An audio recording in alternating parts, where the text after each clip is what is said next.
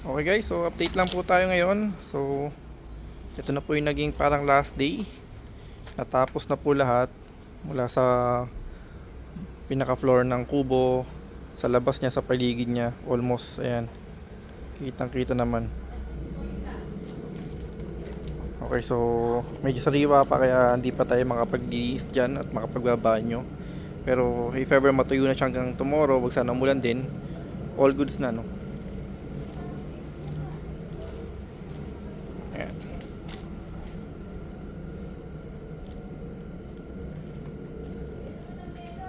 Ayan, so malayong malayo na sa dati niyang itsura.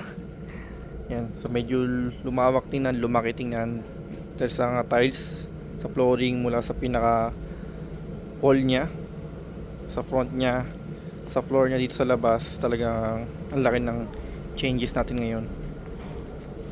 Okay, so thank you for watching po, no?